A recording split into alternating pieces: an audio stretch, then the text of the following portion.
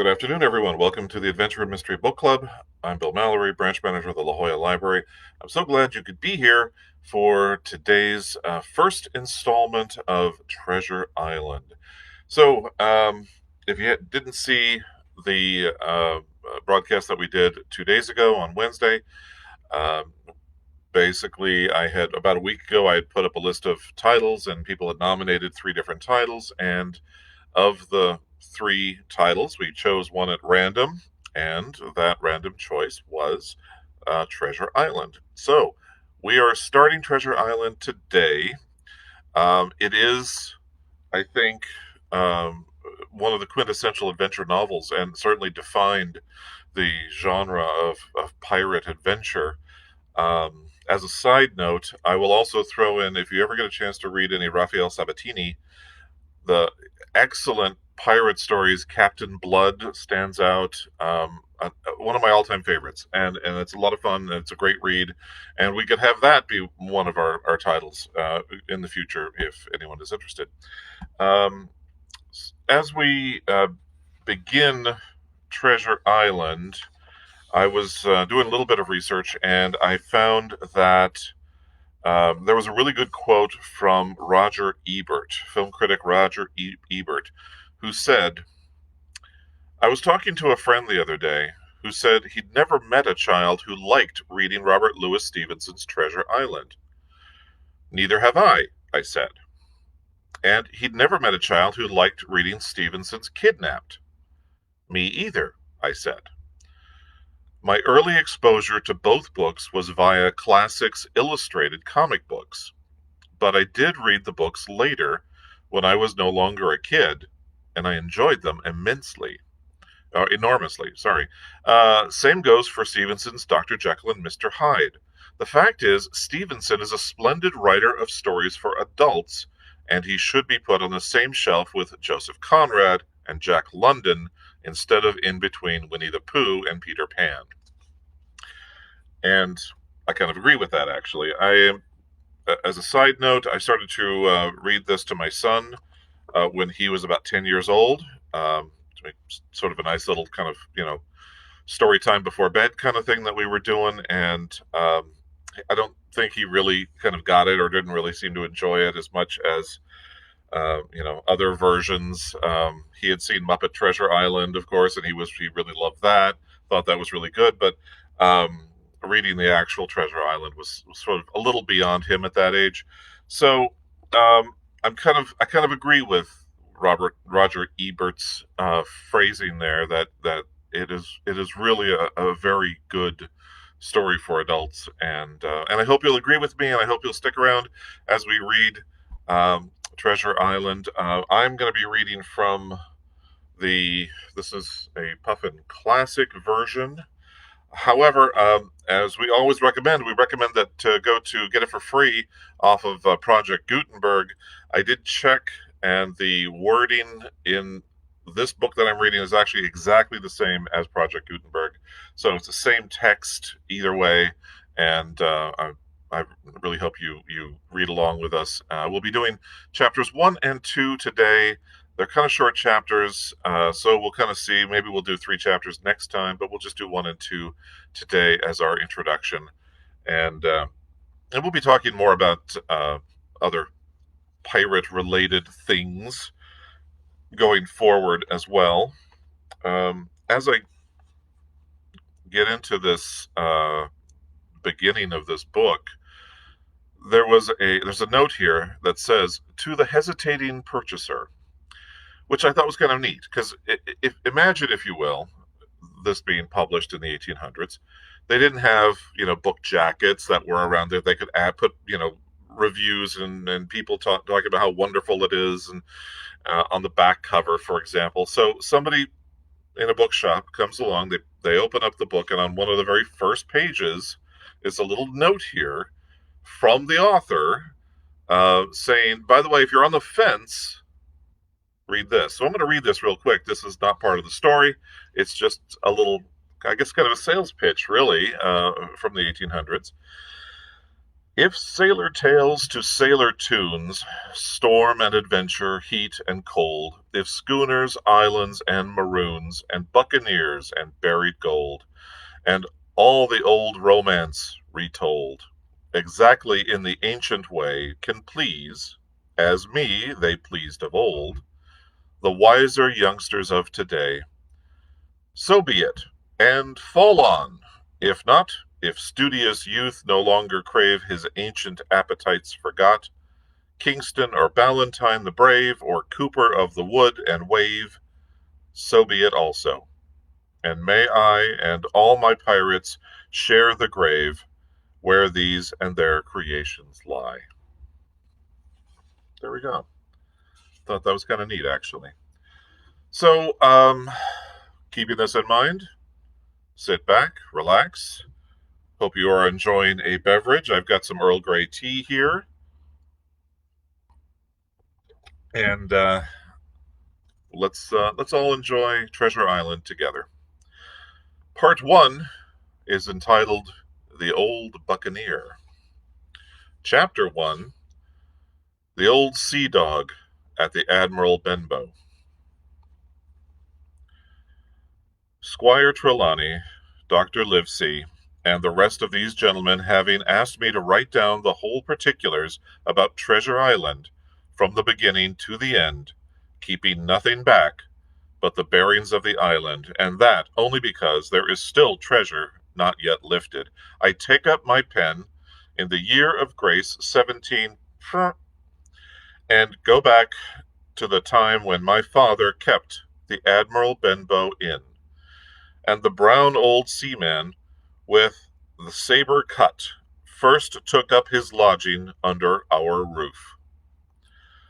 I remember him as if it were yesterday, as he came plodding into the inn door, his sea chest following behind him in a hand barrow, a tall, strong, heavy, nut-brown man, his tarry pigtail falling over his shoulders, all over the shoulders of his soiled blue coat, his hands ragged and scarred, with black, broken nails, and the saber cut across one cheek, a dirty, livid white.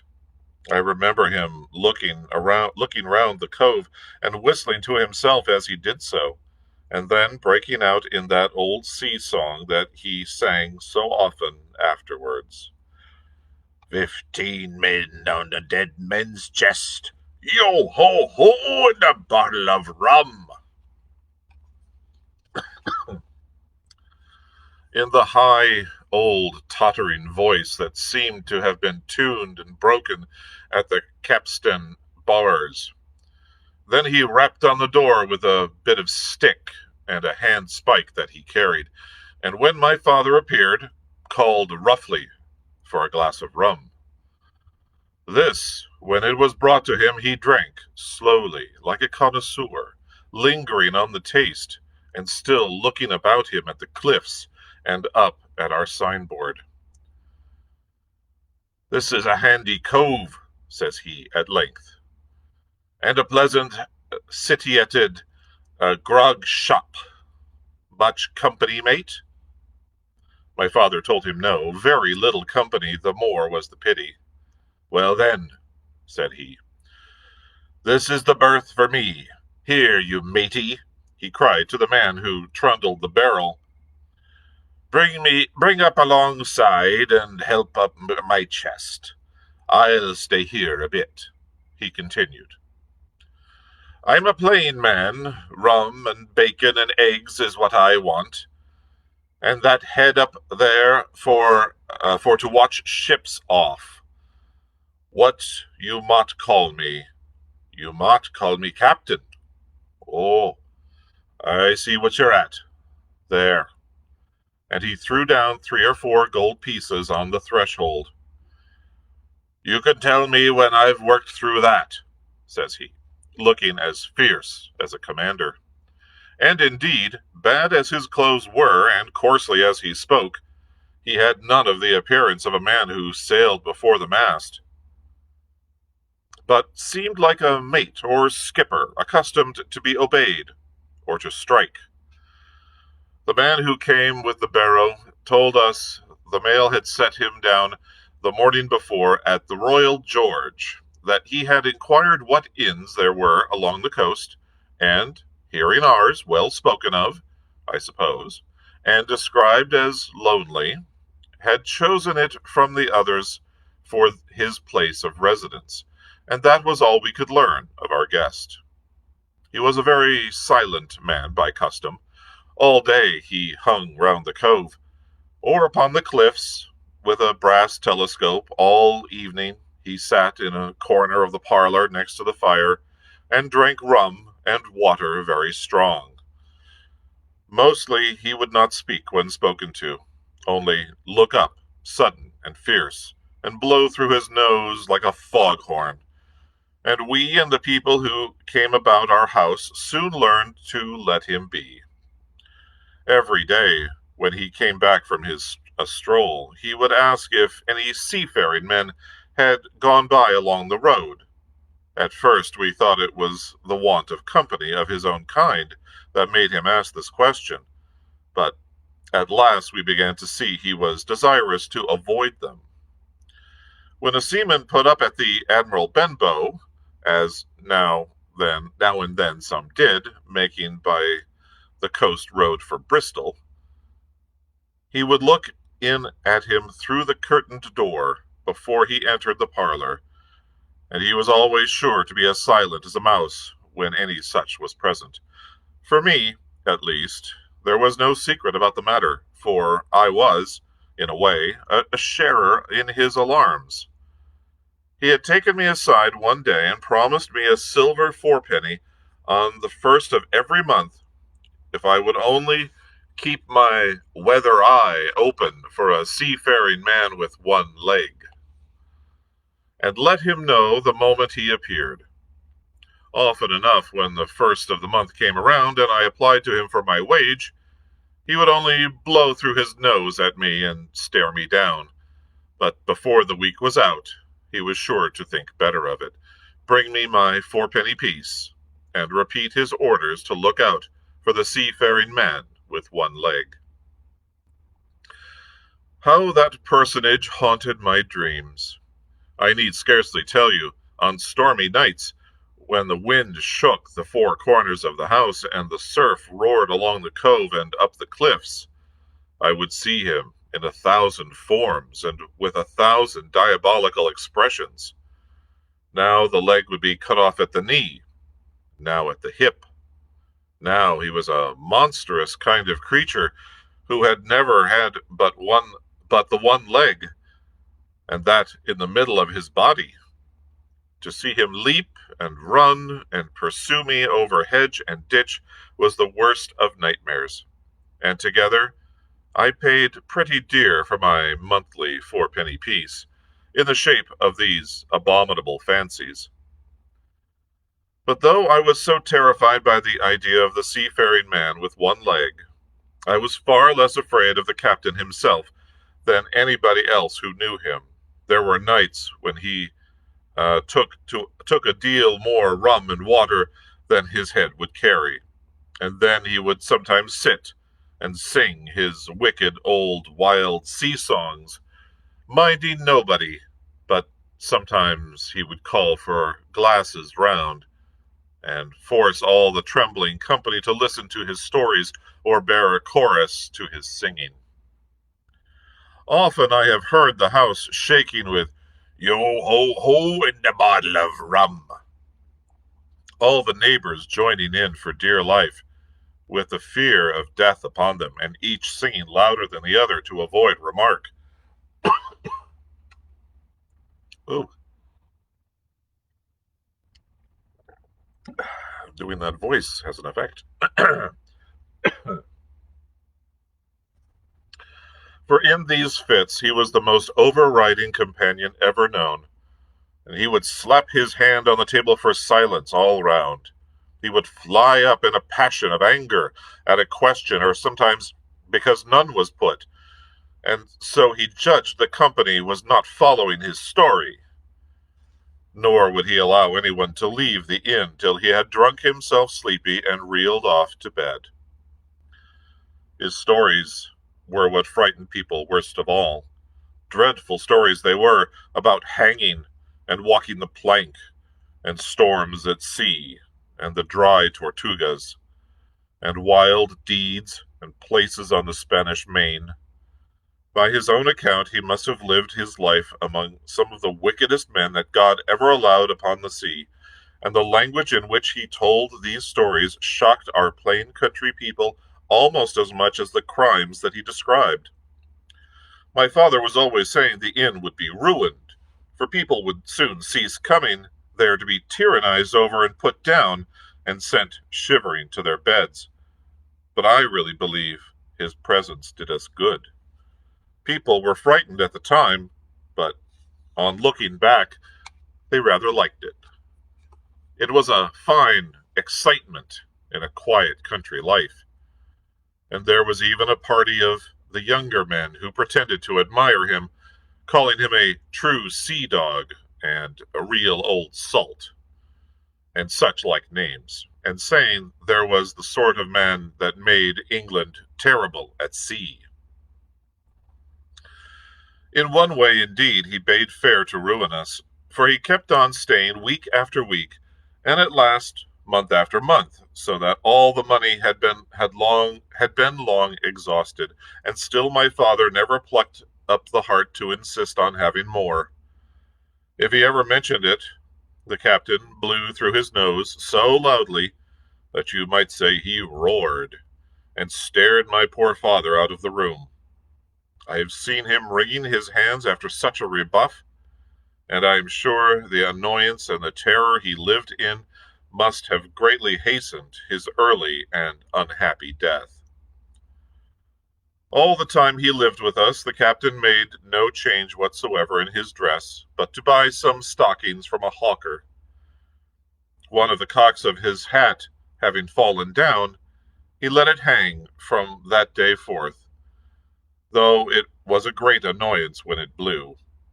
I remember the appearance of his coat, which he patched himself upstairs in his room, and which, before the end, was nothing but patches. He never wrote or received a letter, and he never spoke with any but the neighbors, and with these, for the most part, only when drunk on rum. The great sea chest none of us had ever seen open. He was only once crossed, and that was towards the end, when my poor father was far gone in a decline that took him off. Dr. Livesey came late one afternoon to see the patient, took a bit of dinner from my mother, and went into the parlor to smoke a pipe until his horse should come down from the hamlet, for we had no stabling at the old Benbow. I followed him in, and I remember observing the contrast,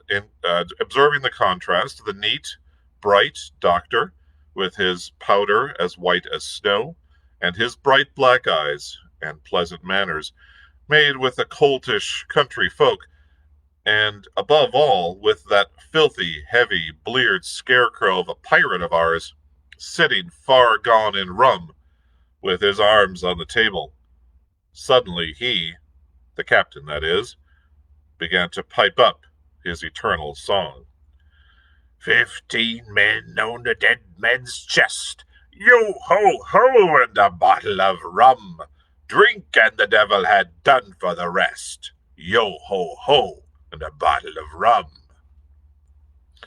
At first I had supposed the dead man's chest to be that identical big box of his upstairs in the front room, and the thought had been mingled in my nightmares with that of the one-legged seafaring man. But by this time we had all long ceased to pay any particular notice to the song. It was new, that night, to nobody but Dr. Livesey, and on him I observed it did not produce an agreeable effect, for he looked up for a moment, quite angrily, before he went on with his talk to old Taylor, the gardener, on a new cure for the rheumatics. In the meantime, the captain gradually brightened up at his own music, and at last flapped his hand upon the table before him in a way we all knew to mean silence. The voices stopped at once, all but Dr. Livesey's. He went on as before, speaking clear and kind, and drawing briskly at his pipe between every word or two. The captain glared at him for a while, flapped his hand again, glared still harder, and at last broke out with a villainous, low oath. "Silence there between decks!" "Were you addressing me, sir?" says the doctor. And when the ruffian had told him, with another oath, that this was so, "I have only one thing to say to you, sir," replies the doctor, "that if you keep on drinking rum, the world will soon be quit of a very dirty scoundrel." The old fellow's fury was awful. He sprang to his feet, drew and opened a sailor's clasp knife, and balancing it open on the palm of his hand, threatened to pin the doctor to the wall. The doctor never so much as moved. He spoke to him as before, over his shoulder, and in the same tone of voice, rather high, so that all the room might hear, but perfectly calm and steady. "If you do not put that knife this instant in your pocket, I promise upon my honor you shall hang at the next Azizis." Then followed a battle of looks between them, but the captain soon knuckled under, put up his weapon, and resumed his seat, grumbling like a beaten dog. "And now, sir," continued the doctor, "since I now know there's such a fellow in my district, you may count I'll have an eye upon you day and night. I am not a doctor only, I am a magistrate, and if I catch a breath of complaint against you, if it's only for a piece of incivility like tonight's, I'll take effectual means to have you hunted down and routed out of this. Let that suffice." Soon after, Dr. Livesey's horse came to the door, and he rode away. But the captain held his peace that evening, and for many evenings to come.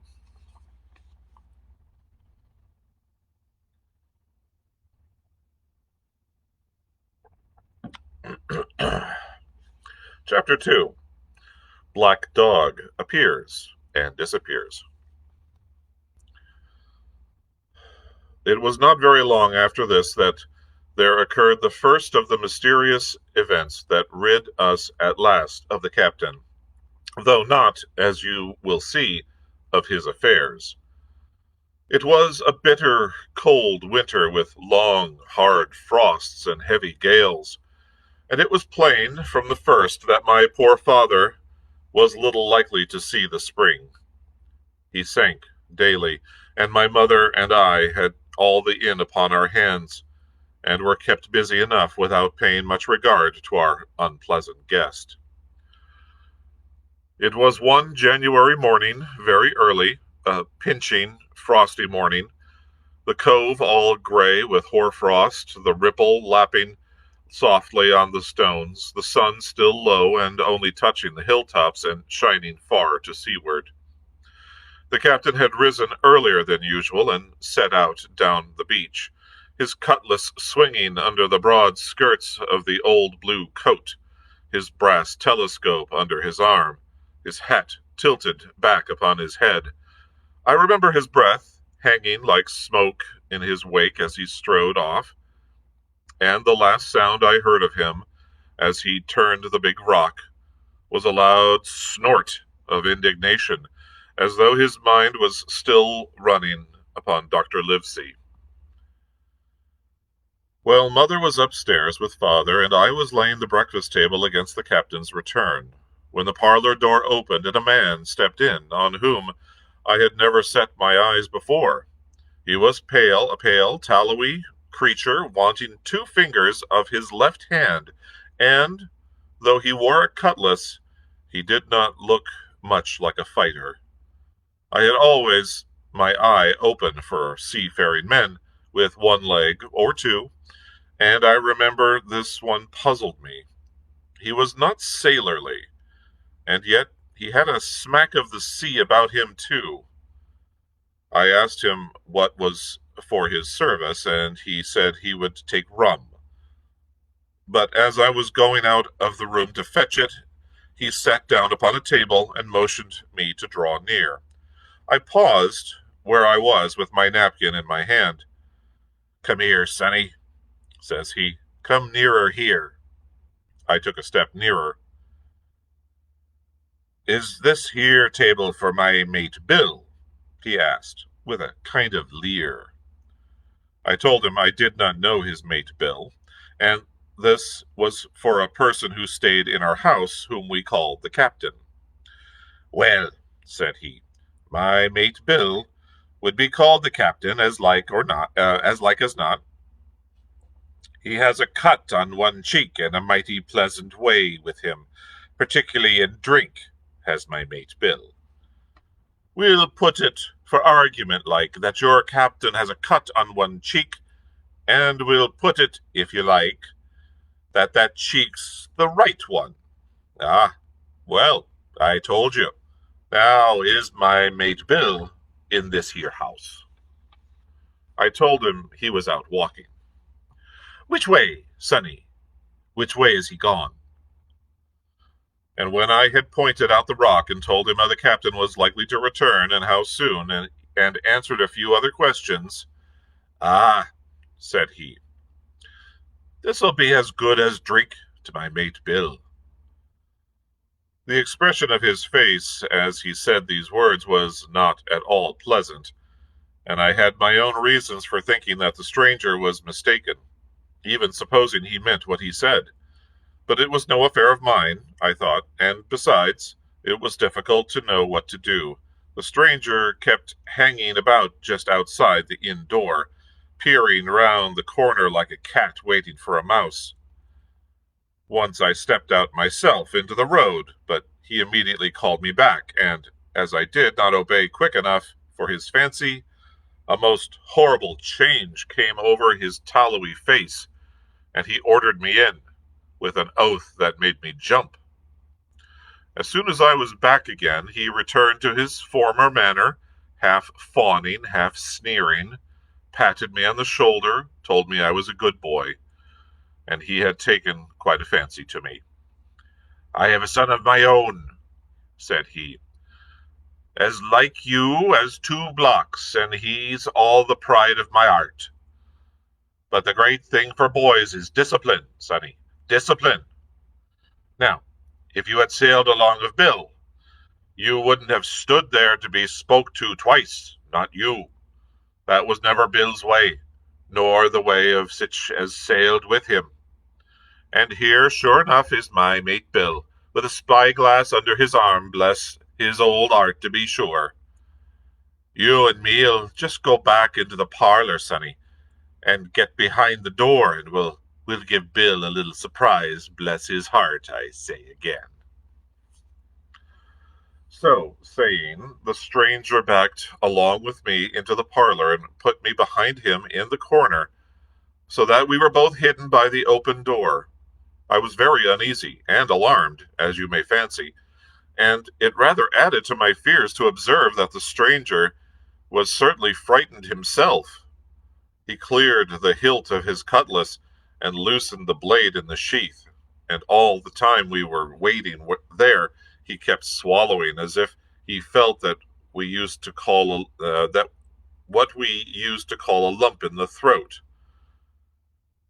At last in strode the captain, slammed the door behind him, without looking to the right or left, and marched straight across the room to where his breakfast awaited him. "Bill," said the stranger, in a voice that I thought he had tried to make bold and big. The captain spun round on his heel and fronted us. All the brown had gone out of his face, and even his nose was blue. He had the look of a man who sees a ghost, or the evil one, or something worse, if anything can be, and, upon my word, I felt sorry to see him, all in the moment, turn so old and sick. "Come, Bill, you know me. You know an old shipmate, Bill, surely," said the stranger. The captain made a sort of gasp. "Black dog," said he. "And who else?" returned the other, getting more at ease. "Black dog as ever was, come for to see his old shipmate Billy at the Admiral Benbow Inn. Ah, Bill, we have seen a sight of times, us two, since I lost them 2 talons," holding up his mutilated hand. "Now look here," said the captain. "You've run me down. Here I am. Well then, speak up. What is it?" "That's you, Bill," returned Black Dog. "You're in the right of it, Billy. I'll have a glass of rum from this dear child here, as I've took such a liking to, and we'll sit down, if you please, and talk square, like old shipmates." When I returned with the rum, they were already seated on either side of the captain's breakfast table, Black Dog next to the door, and sitting sideways, so as to have one eye on his old shipmate, and one, as I thought, on his retreat. He bade me go, and leave the door wide open. "None of your keyholes for me, sonny," he said, and I left them together and retired into the bar. For a long time, though I certainly did my best to listen, I could hear nothing but low gabbling. But at last, the voices began to grow higher, and I could pick up a word or two, mostly oaths, from the captain.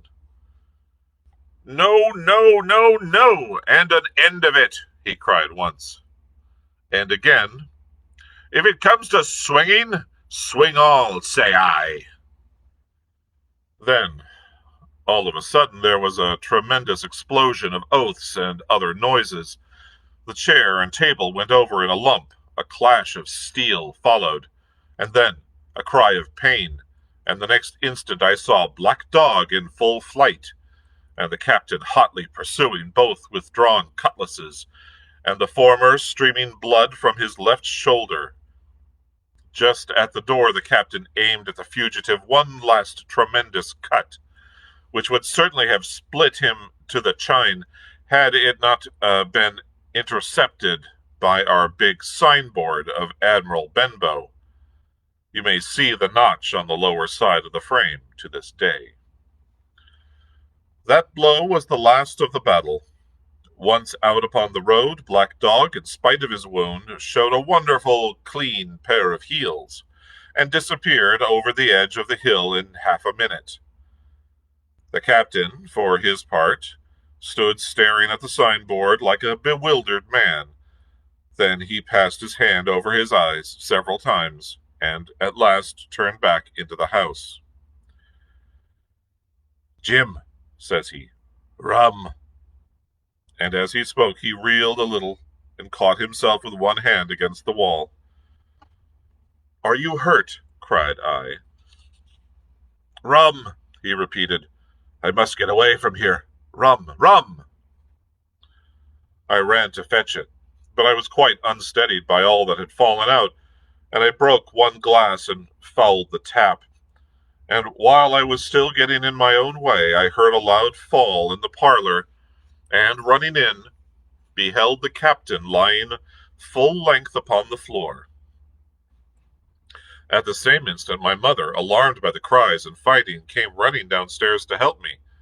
Between us, we raised his head. He was breathing very loud and hard, but his eyes were closed, and his face a horrible color. "Oh, dearie me," cried my mother, "what a disgrace upon the house, and your poor father sick." In the meantime, we had no idea what to do to help the captain, nor any other thought but that he had got his death hurt in the scuffle with the stranger. I got the rum, to be sure, and tried to put it down his throat, but his teeth were tightly shut and his jaws as strong as iron.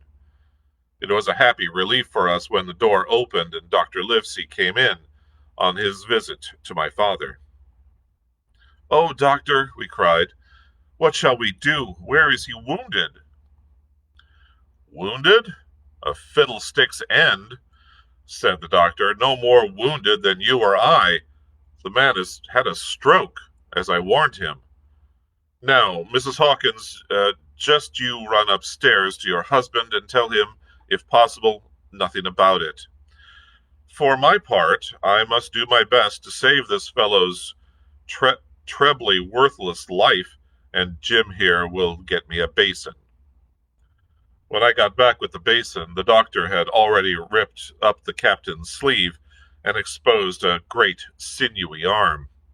It was tattooed in several places. Here's luck, a fair wind, and Billy Bones his fancy were very neatly and clearly executed on the forearm and up near the shoulder, where there was a sketch of a gallows and a man hanging from it, done, as I thought, with great spirit. Prophetic, said the doctor, touching this picture with his finger. And now, Master Billy Bones, if that be your name, we'll have a look at the color of your blood. Jim, he said, are you afraid of blood? No, sir, said I. Well then, said he, you hold the basin, and with that he took his lancet and opened a vein. A great deal of blood was taken before the captain opened his eyes and looked mistily about him. First he recognized the doctor with an unmistakable frown, then his glance fell upon me, and he looked relieved. But suddenly his color changed as he tried to raise himself, crying, Where's Black Dog? There's no black dog here, said the doctor, except what you have on your own back. You have been drinking rum. You have had a stroke, precisely as I told you, and I have just, very much against my own will, dragged you head foremost out of the grave. Now, Mr. Bones. That's not my name, he interrupted. Much I care, returned the doctor. It's the name of a buccaneer of my acquaintance, and I call you by it for the sake of shortness, and what I have to say to you is this. One glass of rum won't kill you, but if you take one, you'll never take another, and another, and I stake my wig, if you don't break off short, you'll die. Do you understand that? Die. And go to your own place like a man in the Bible. Come now, make an effort. I'll help you to your bed for once. Between us, with much trouble, we managed to hoist him upstairs and laid him on his bed, where his head fell back on the pillow as if he were almost fainting. Now, mind you, said the doctor, I clear my conscience. The name of rum for you is death. And with that, he went off to see my father, taking me with him by the arm. This is nothing, he said, as soon as he had closed the door. I have drawn blood enough to keep him quiet for a while. He should lie for a week where he is. That is the best thing for him and you. But another stroke would settle him. And that concludes chapter 2. We'll leave it at that for now. It's a little bit of a short one this time. Maybe next time we'll do 3 chapters. But we're getting a good start on Treasure Island. And we'll continue and see what more goes on with our captain and the rest. I'm looking forward to reading more of this on Monday at 4 p.m. I hope you can join me for that.